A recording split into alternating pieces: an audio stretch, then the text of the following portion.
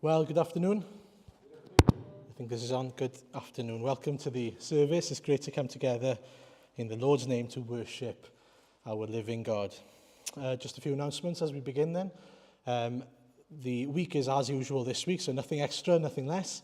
The prayer meeting on Wednesday at 6, the house group at 7:30 on Thursday, and then the two services next Sunday, 10:30 and 4:30. Just a few dates for your diaries. We've decided in the members meeting, if you weren't there, that we would be praying for the future situation of our buildings every first Saturday of the month. And so every first Saturday of the month, 9 o'clock, if you want to put that down in your diaries, if you haven't done so, that would be great. So that's something to remember if you can, please. Well, let's pray. Let's turn to the Lord in prayer.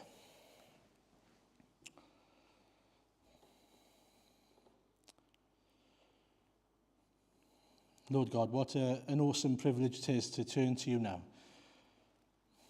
Lord, we thank you that we, people who are just a mist, can come and turn to you, knowing that you hear our prayers. Lord, we thank you for that reality, that truth, that we are your children, that you delight in us turning to you now, as your church, as your people. And we pray, Lord, as we come, that you would bless us, that you would speak to us, that you would challenge us as necessary, encourage us where we need encouragement, comfort us where we need comfort. And Lord, in all things that you would be glorified and exalted among us.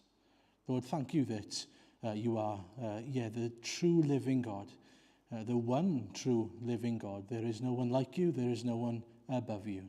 You are worthy of all praise. And we pray then, accept our worship to you this evening as we seek you, as we praise you, as we give you glory. We pray these things then in the name of Jesus. Amen. Well, we'll start with the first hymn on the screen. Who has held the ocean in his hands? Who has numbered every grain of sand? Kings and nations tremble at his voice. All creation rises to rejoice. Behold our God. Let's stand to sing together.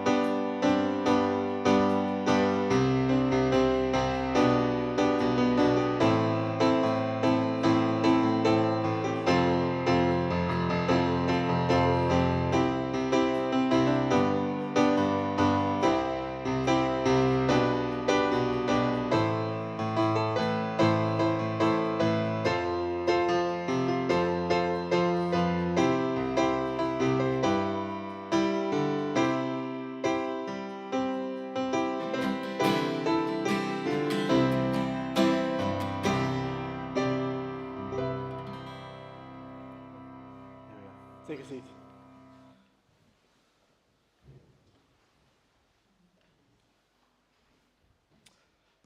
Well, let's turn to the Lord in prayer together. Let's pray.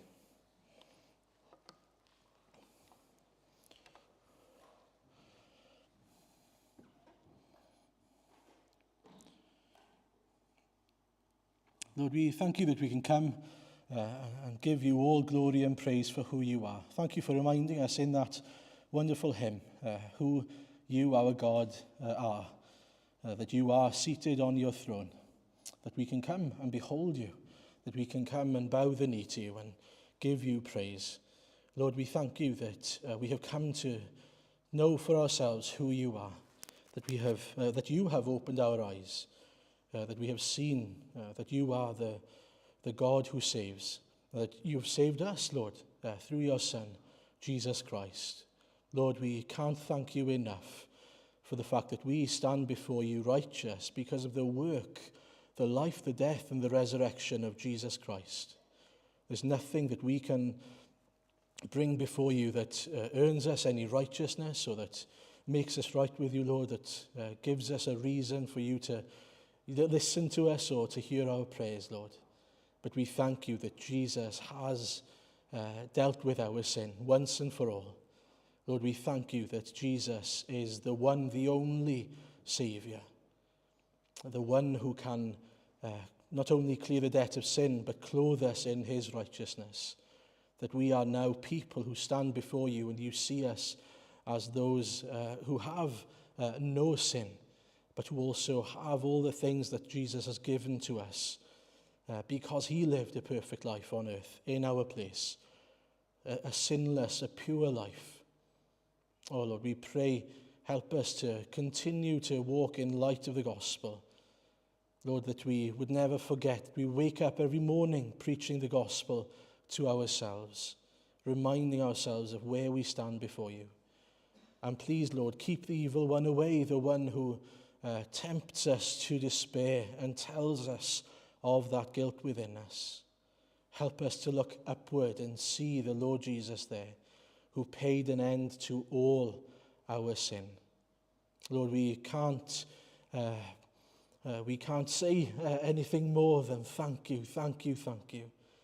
Lord, we want to live a life of thanksgiving to you.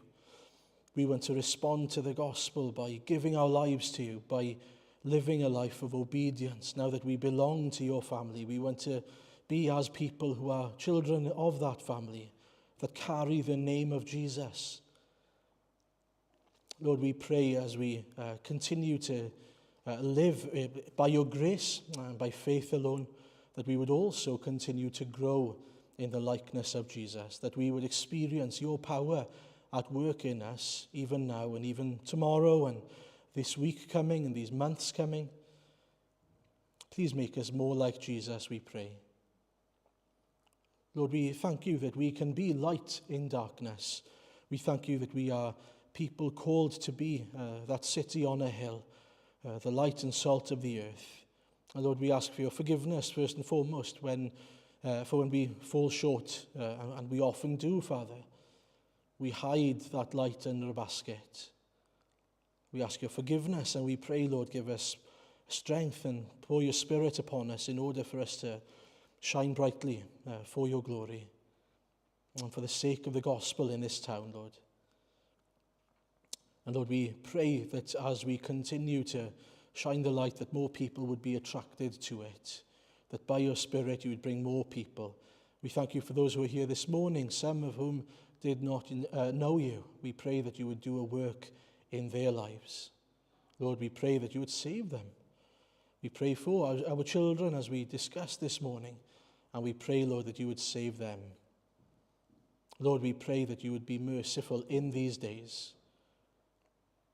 Lord, thank you then that we can turn to you and ask you for your help, that we have a hope beyond ourselves, a certain hope, Lord, a sure hope.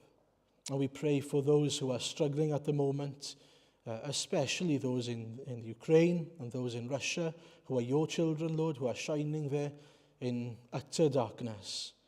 that you would continue to use them for your glory, that they would hold fast to your will and your purpose for them, even though they don't know what that is. They can trust in who you are and what you have called them to. Lord, as we look back through the scriptures, we see that the way you work is certainly not known to man. That we can look back at the end and we can see how you've brought about so many good things from nothing, Lord, and from evil. And we think of Joseph's brothers who meant it for evil, but you, Lord, meant it for good. And Lord, we thank you for that, and we look forward to seeing the good that you bring out of evil situations. And Lord, we trust in you for those things. And Lord, we do pray if it is possible, Lord, that you would bring an end to these things. If it is your will, that you would bring an end to suffering and war, Lord, and pain that people are facing and experiencing at the moment. And yet, Lord, we pray, not my will, not our will, but yours be done. But we do pray that in all those things, that you would show the people of the Ukraine and the people of Russia who you are. Behold our God seated on his throne. And Lord, we pray that they would come and adore you and bow the knee to you as their Lord and their King. And Lord, for us now, as we turn to your word in a moment, we pray that you would speak clearly to us, that you would give us what we need, our daily bread again today, and that you would encourage us and challenge us and bless us, Lord, as we come and are reminded of the wonderful gospel that we have believed and the change that you have done in our lives because of it, and where we stand now because of the love of Jesus. And so help us, we pray, in our need. We ask all these things for your name's sake. Amen. Well, we're going to sing together before we turn to the word then. What a friend we have in Jesus. All our sins and griefs to bear. What a privilege to carry everything to God in prayer. Let's stand.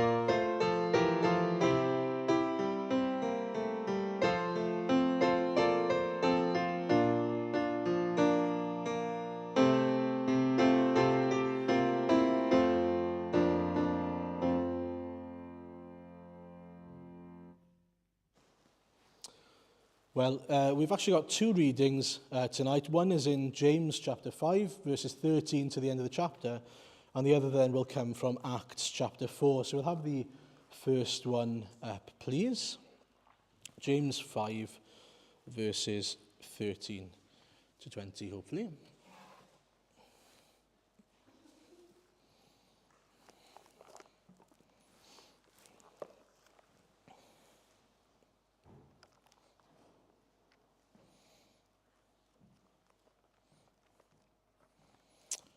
So,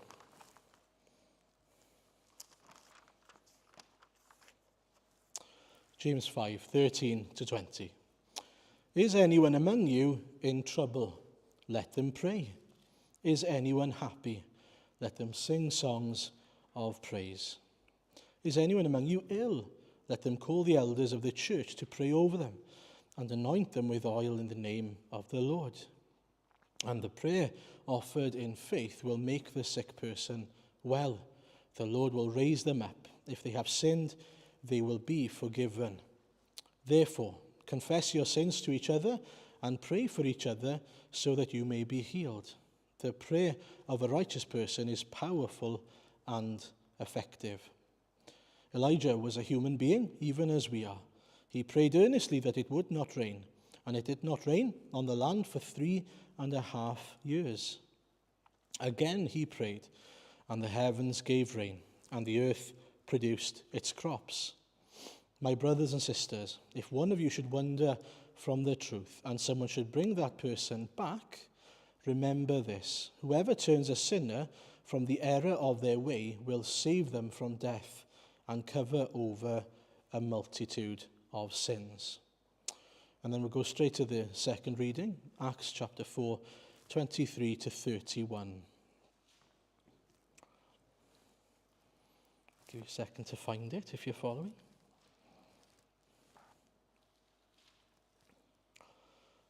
On their release, Peter and John went back to their own people and reported all that the chief priests and the elders had said to them.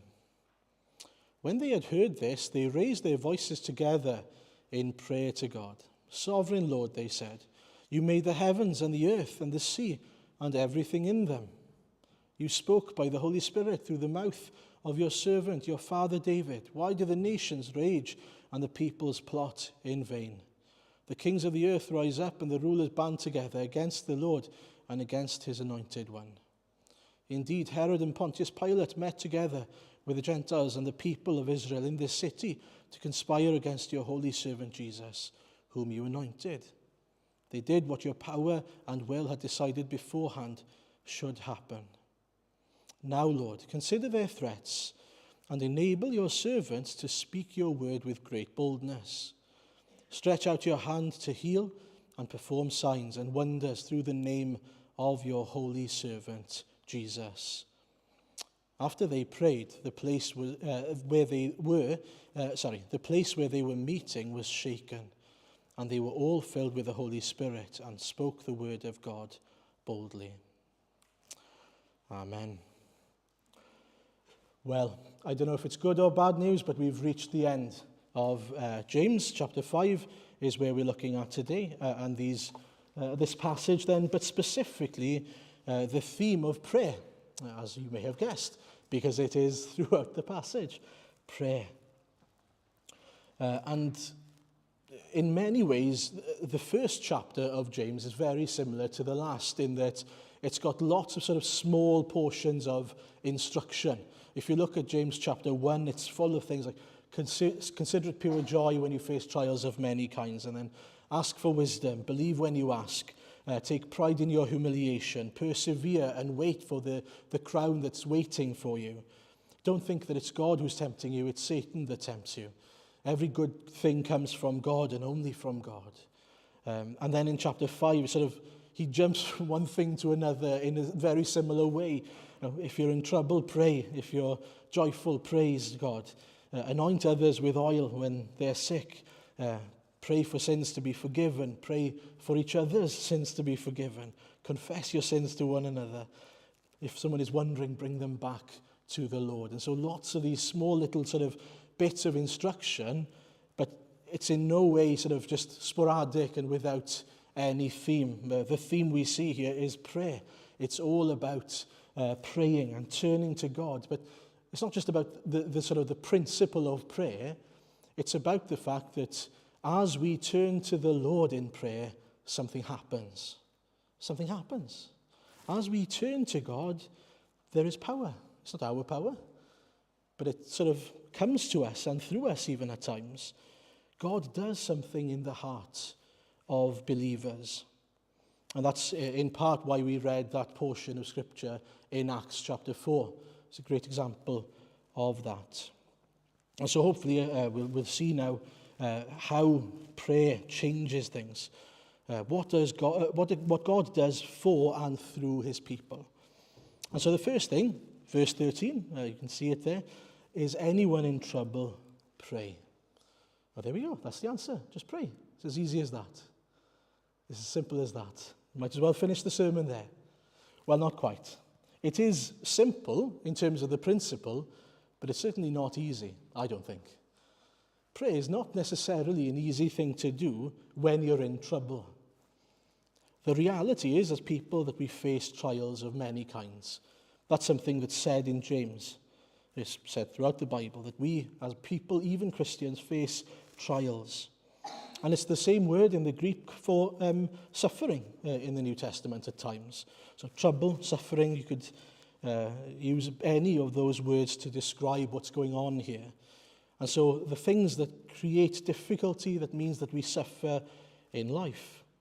And it's something that we see throughout the Scriptures. If you look at the Old Testament, especially the prophets, do you remember Jeremiah? Do you remember what they did to Jeremiah? When he was telling them the message that God gave him, they threw him in a big cistern, a big sort of drum, and left him there to suffer, to die of hunger. That doesn't seem fair. How is that okay? He was definitely in trouble. And then in Ezekiel, we saw that his wife was taken away from him. Well, he's in trouble. His soul is in trouble, most definitely. And then in Hosea, you think that's a great example of someone who is going to face trouble sometimes. God says to him, go and be faithful and love someone who will be unfaithful to you and won't love you the same way as you love them. For me, that's a troublesome thing to have to do. We face troubles and trials of many kinds. And so the question is, what do we do when opposition comes? And perhaps we are punished, or it seems like we're punished, or we face troubles for doing something that's good. Or when times are hard and we lose loved ones. What do we do when you're called to love someone who doesn't love you back? What do you do, maybe in our context, then when you preach the gospel and nobody cares about what you have to say? And perhaps even we'll be punished for that, for preaching the gospel to people. What do we do when times are hard and we lose our best friend or family members? What do we do when trouble comes and the world is in a mess and wars are starting and people are living completely differently to how God desires for them to live? And we need to be honest about that. What do we do? Ask yourself, what do I do in these situations? Naturally, I think that our response is to feel things are unfair, to become disappointed, to despair perhaps, to feel self-pity, to grumble, to complain to other people about it. We lose sight of reality and think that we are the only ones that are facing this sort of situation that we might be in, and think that no one can understand what it's like for me to be in the mess that I am in. Now that is natural. It's a natural response to feel like that. But we could have a supernatural response. We could have an eternal perspective on things. And that's really what James has, throughout his letter, wanted for his people to do, is to count all things joy, to persevere in trials, to remember the crown that's waiting for us. And tonight, then, we see that we are to pray, that the response, the best thing we can do when times are hard, is to cling on to the only one who can do anything about it. That's the answer, prayer. In all these things, prayer is the answer. And one of the most important characteristics of faith is that when it's tested, it stands. It's obvious. The success, if you like, of faith is that you have to trust and you see that God carries you through. If you remember a couple of weeks ago, I used the illustration of homing pigeons. How do you know that a homing pigeon is a homing pigeon and not just any old pigeon? Well, the only way is by their return. So you put them in a situation where they either return or they don't. Now for us then, how do we know that we have faith in the Lord Jesus? Well, the Lord puts us in situations where, well, it's sink or swim. It's place our faith in Jesus or don't. And so throughout scriptures, we see that God puts people in situations where they have to choose. Either follow Jesus or don't follow Jesus. Either take things into your own hands or trust in the Lord Jesus for these things. And if you turn to Hebrews 10, if you have your Bibles, and verse 36, the author to the Hebrew church says this: "You need to persevere so that when you have done the will of God, you will receive what he has promised. For just in a little while, he who is coming will come and will not delay. And, he says, but my righteous one will live by faith. And I take no pleasure in the one who shrinks back. But we do not belong to those who shrink back and are destroyed, but to those who have faith and are saved." And so in those situations, there are two types of people who shrink back and are destroyed, and those people who have faith and are saved. And so how can we exercise our faith? What does it mean? Well, we are called, certainly in the largest part of things, to pray. To, in other words, trust in the Lord. To put our faith in Jesus by turning to him in prayer. And as we pray, lots of things happen. Firstly, as we pray, we turn to someone beyond ourselves. That's the first thing about prayer, is that we are turning in our relationship now to someone who is outside of me. Someone who is bigger, someone who is stronger, but not just anyone. We are turning to both our Father in heaven, who is also our God and King. We turn to the Creator of the universe, the Sustainer of the world, the one who reigns forever, as we heard this morning in Daniel 6, the Alpha and the Omega, the beginning and the end, the King of kings and Lord of lords. But we turn to the same Creator who is also our Father. It's an amazing thing, isn't it? We turn to the one who we're like a little speck compared to him. And yet, he loves us, he's adopted us, he's been merciful to us, he knows us and he's compassionate towards us. He knit us together in our mother's womb. He has met our needs and he has taken our burdens in Jesus Christ. He has poured grace upon grace on us. He's blessed us in more ways than we could even understand and imagine throughout our lives. He's kept us. He's been with us. More than that, he's been in us by his Spirit. And that's our Lord and Saviour. That's who we turn to. Do you remember that? That's who we have the privilege of praying to. And so prayer helps us to look beyond ourselves and say, woe is me. Do you remember, as Job used to do at the beginning? Oh, in Welsh, driana fi. Oh, how sad for me. And that's what we do, isn't it, by nature? We look inwardly. Well, the gospel calls us to look outwardly to someone who is above us. I look up to the mountains. From where shall my help come? My help comes from the Lord. I need to look outside of myself. And when I do so, I see my Heavenly Father and my God who cares for me, who is on my side. And so the Christian doesn't despair or grumble or give up. He doesn't need to, because he is clinging on to, or more importantly, the Lord is clinging on to you. And why do we need to give up? Why would we give up when we have the Lord on our side? As Paul reminds the Corinthians in 2 Corinthians 4, that we have this treasure in jars of clay to show that the all-surpassing power is from God and not from us. And so the power to fix things, the things that will get us down and the troubles that we face are not to be fixed from within, but from outside. We are hard-pressed on every side, but not crushed, perplexed, but not in despair, persecuted, but not abandoned, struck down, but not destroyed. And so when we pray, we are reminded of the fact that God is on our side.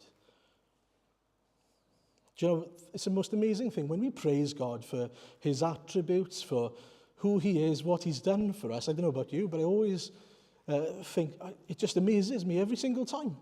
Every time we list the things that God does for us and has done for us in Jesus, it amazes me every single time. Why? Because we are a forgetful people. We're a people who forget what God has done and who God is. And so we need to constantly come back to him, remind ourselves. And so praying, even before we consider what we actually say, does so much for us, because we are approaching one who has the answers, one who is in control. You know, sometimes when you go to a bank or something like that, you approach the bank and you know that you're not coming to a person who cares about you. You're going to an organization whose only intention is to make money out of you. And so you know what their intentions are. There's nothing against banks, just a fact. But that's not how we come to God. We don't come to someone who is cold and far away and impartial. He's our Father. And as someone who is a father myself, I love it when my kids come to me and ask for help. I love it when I get the opportunity to serve them, because I love them. And my Father is exactly the same. He enjoys when his people come to him, when his children come and seek his help, because he knows that we need his help. Sometimes we think that to be a good Christian means to look as if we've got everything sorted, to look as if everything is great in our lives. It's not. To be an effective Christian is to say, the Lord is my shepherd. I follow him. Everything that I have is from him. And all the things that he gives me is of grace. That's who my hope is, my help is. I have nothing without him. And not only do we have him, but we have his word that helps us to rely on him in prayer and in praise. I love the scriptures, especially the fact that they are so varied, different types of scriptures. Isn't that amazing? That we have some historical events that we can look back at and see, well, there we are, that's how God worked. But we have things like poetry and we have things like praise. I love the Psalms because of that exact reason. As you turn to the Psalms, what do you see? Well, you see what prayer and praise looks like. Someone who pours out his heart before the Lord. And what does God do? Well, he says, well, follow their example. Do the same. And not only that, when we pray, we also have a Saviour who intercedes on our behalf. I think that's even more amazing, if anything, that the Lord Jesus right now is praying for us. And as we pray, he perfects our prayers. We are turning to a God who is utterly for us. Now, Satan wants us to believe that he is a God who is cruel and waiting for us to slip up so that he can cast us out of his presence. But no, he is merciful and gracious. And he says, come to me, all who are weary, and find rest in me. And so if you remember what I said at the beginning, this passage teaches us about what God does for and through his people. What does he do? Well, he works on our behalf. He intercedes on our behalf. He battles for us. He blesses us. He keeps us. He dwells in us and strengthens us to do all things for his name's sake. We are never on our own. It's a wonderful fact. It's a wonderful truth. And as we're praying, we are trusting him for all those things. Our youngest daughter, Mably, doesn't speak that much, but she loves doing puzzles. Sometimes she loves doing puzzles on the iPad. And when she doesn't know how to do something on the iPad, do you know what she does? She will come to me or Airline and she'll grab my finger, and pull it over and put it on the iPad. So I know exactly what she wants. She doesn't say anything, but I know exactly what she wants me to do. And so by not saying something, she is saying something, isn't she? What she's saying is, Dad, please help me. Please, Dad, help me in this situation. And of course, I love to help her. But you see, it's not about how clever your words are or how spiritual we make them sound. It's about coming to the Lord and saying, Lord, help me. Help me in my unbelief even at times. Help me in my struggles. Help me in my troubles. Be everything for me. Trust with your heart. all your heart, and don't lean on your own understandings. In all your ways acknowledge him. And so when times are hard, we need to turn to the Lord and acknowledge that at that time, he is nudging you towards placing your faith in him.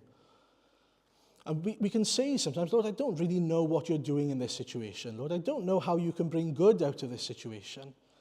I don't know how this could bless me. I don't know if you've ever been in that situation. I certainly have, when I've had to come to the Lord honestly and say, Lord, I don't know why I'm facing this trial at the moment. I don't know how it's going to bring you glory. I don't know how it's going to help me. But I'm trusting in you here. I'm trusting that whatever's going on, you will do what is right for me, because you love me, because you are for me. And we need to have the same attitude as the Lord Jesus, don't we? What does he say? Father, if you are willing, take this cup away from me. I think we can say that. That's not a bad thing to say. Yet, not my will, but yours. Now that second part has to be, the heart attitude. Lord, if you are willing, take away this trouble, this suffering that I'm facing, but not my will, but yours be done. And then we are able to rest joyfully in the knowledge that we are trusting the Lord for whatever happens. Now, in some cases, that's not going to end up like we expected it to, those situations. Think of Jim Elliot, as I mentioned last week. He gave his life for the sake of the gospel. I'm sure he didn't expect, before he basically set foot with the Inca people, that he was going to be killed immediately. But I know that he's rejoicing in heaven over it, because look at the great work the Lord did there. Now, success is not measured by what we think has happened, or how we think success is measured in earthly perspectives, but heavenly perspective, gospel perspective. And so we trust whatever happens, even if we can't even see the goodness of it, that there has been goodness in that situation. This morning we looked at Daniel 6 and Daniel in the lion's den. And as I said this morning, it starts off by God saying, the Lord delivered Jehoiakim, king of Judah, into the hands of Nebuchadnezzar. And you just think to yourself, how on earth can you bring goodness out of that situation? But don't get me wrong, I think that Shadrach, Meshach and Abednego and Daniel would have been thinking to themselves, Lord, what are you doing? How is this going to end up being a good thing? We've lost our country. We've lost our king. We are now stuck into the Babylonian Empire and a king who thinks that he's God. How can this be a good thing? And then we look at our own country, our own nation, and we could say exactly the same thing. Lord, how are you going to bring goodness out of this situation? The government doesn't care anything about you. We don't live in a Christian country anymore. We can despair. Or we can trust. We can trust that the Lord has us where he wants us for a reason. I can't tell you what that reason is, but that reason doesn't matter. What matters is that we are on the Lord's side. The Lord who does all things for the good of his people. And so when you look at Daniel, the book of Daniel, what happened there? Well, firstly, he taught the Israelites themselves that they shouldn't be messing around with idols and rejecting God effectively, which is what they used to do. Secondly, he showed Nebuchadnezzar who he was, and he humbled him. Thirdly, he gave 4 young men the opportunity to serve him and to experience his power. Imagine being able to say, I've walked into a fire that was 7 times warmer than the usual fire, and I came out and my hair wasn't even singed. Imagine being able to say that. I'd love to be able to say that in one way. But that's what the Lord did in their lives, the power of the Lord at work in them because they were faithful. And then we see that the gospel spread, we saw it this morning, throughout the world, to every nation, every people of every language, every nation, receiving this letter from King Darius, explaining to them that there is one living God and his reign will never end. Amazing words to the entire world, all because 4 young men were faithful to the gospel. And I'm sure that there were times where they thought, Lord, I don't know what you're doing here, but I'm going to trust. I'm going to trust in you. Are we willing to trust in the Lord? Are we willing to turn to him in prayer and lean on him and say, Lord, I don't get it, I don't like it even, but if you don't want to take this cup away from me, do your will. Do whatever you're calling me to do. We can be honest with the Lord. Lord, I'm worried about my country. I'm worried about what's going on in the world. I'm worried about my children, what kind of future they have. Lord, I'm worried, but be merciful and have your way among us. That's what we can pray. And Acts chapter 4 does remind us of how we should have the balance, I think, of as we pray, we should never be focused on the evil that goes on. I'd encourage you, after going home, perhaps revisiting that passage and just being reminded, they're not overtaken by what's going on around them. The only thing they say about that is, look at their threats. So just be aware of what they're doing. But Lord, what I really care about is continue working. Continue being powerfully at work among your people. Continue blessing. And if that's what we do, well, we see the results in Acts chapter 4. The place was shaken as the Holy Spirit visited. And we can pray that the Lord would do the same here. That we would seek the Lord to do the great things that he is able to do. And I want to finish with this. Because God is on our side, we know that he answers prayer. Now, he doesn't answer prayer every single time in the way that we expect him to. I understand that. But what we do have here are things that he gives us that we can do in the passage in James. And in his grace, at times, he will respond according to his will and purpose. Here are some things that he says then. If there's a sick person, we can turn to the Lord in prayer and he will heal. It's an amazing thing. Healing comes only by God's grace and power, and yet in response to our prayers. Isn't that amazing that God answers our prayers in that way, or is able to answer? We can't fully understand how that works. I'm not going to stand here and say to you, oh, this is the science behind that, or this is how it works, or how often it works. We trust in the Lord and in his wisdom.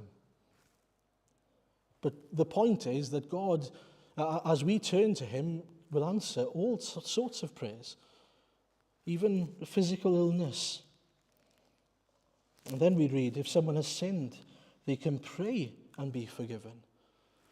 Perhaps more importantly, God is for us and doesn't cast us out. He's speaking to the church here, saying, if someone has sinned, you can pray and be forgiven. There is evidence that that's even linked to someone being sick. And that can sometimes be the case, not always. But the point is that there is a way back, that God is still gracious, that God still answers prayer. And then he sort of sums it up. The third thing he says is the prayer of a righteous person is powerful and effective. Now here's a question for you. Be honest in your hearts. Do you think that your prayers are powerful and effective? Do I? If I pray for my neighbor, do I believe that the Lord will answer and save? Do I believe that he is on my side? Or more importantly, that I am on his side? I want to encourage us and challenge us. Do we believe in prayer? Do you believe that the Lord is powerful and effective in answering our prayers? And we have to have the right balance here because, again, because the Lord is sovereign, sometimes the answer is going to be no. Sometimes the answer to our prayers is going to be no. Or maybe even not right now. Wait. But we've got to trust in that. That doesn't mean that that's the end for our prayers. I remember a friend of mine and a pastor, Dennis Young. Some of you have heard of him or know him. He's still alive. I think he's 97 by now still. We call him Dennis Diolch. Dennis, thank you, because he thanks the Lord all the time throughout his life. That's who he's been. He prayed for his grandson, Thomas, to become a Christian every single day. And he didn't come 18 years. And do you know, other grandsons that he has, still haven't come to the Lord yet, but you know what? He's still praying for them every single day. He still prays that they would come to know the Lord. Now that's a wonderful thing, isn't it? Because he could have said, well, I've done 18 years and one has become a Christian, so do I need to continue praying about the other one? The Lord doesn't seem to have heard my prayer about him after 18 years. Well, no. We still seek the Lord because it's all in his hands, all in his timing. He is able to save, he is gracious, and if it is his will, it will happen one day. And so I want to encourage you, especially if there are prayers, this is what was on my heart, prayers that you may have given up on. Don't give up on them. Don't give up praying to the Lord if there are things that you thought to yourself, God's never going to answer that prayer. If there are friends, loved ones that you think, in your heart you've given up. Don't give up, because the Lord is the same Lord who is able to save. Trust in the Lord with all your heart and lean not on your own understanding, for his glory and his praise. Amen. Well, we're now going to sing a song that responds effectively to what we've heard, that when I fear my faith will fail, Christ will hold me fast. When the tempter would prevail, he will hold me fast. It's all in his hands. Let's stand and sing praise to the Lord together.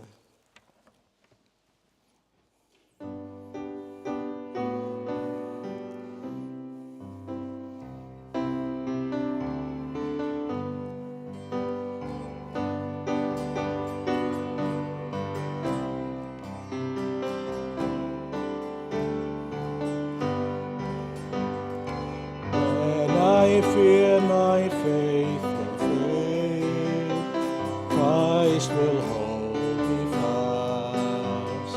When the tempter would prevail, he will hold me fast.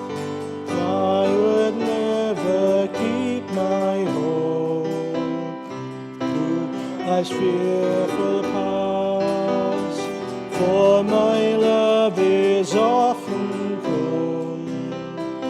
He must hold me fast. He will hold me fast. He will hold me fast. For my Savior loves me so. He will hold me fast. Those he saves are his delight. Christ will hold me fast. Precious in his holy sight. Hold me fast. He'll not let my soul be lost. His promises shall last. Bought by him at such a cost, he will hold me fast. He will hold me fast. He will hold me fast. For my Savior loves me so. He will hold me fast. For my life he bled and died. Christ will hold me fast. Justice has been satisfied. He will hold me fast. Reigns with him to endless life. He will hold me fast till our faith is turned to sight. When he comes at last, he will hold me fast. He will hold me fast. For my Savior loves me so. He will hold me fast. He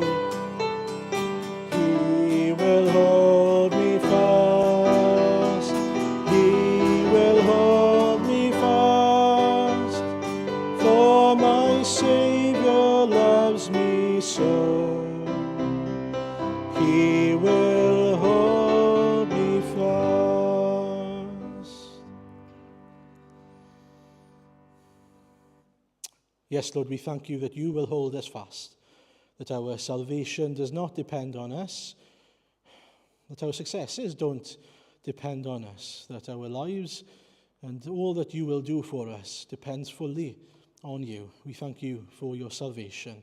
We thank you that you will come back for us, your people, one day, that we will see you again, that we will rejoice with you for eternity. Lord, help us now as we face trials of many kinds to continue to trust in you, knowing that you are working in us and for us, for your glory. Amen.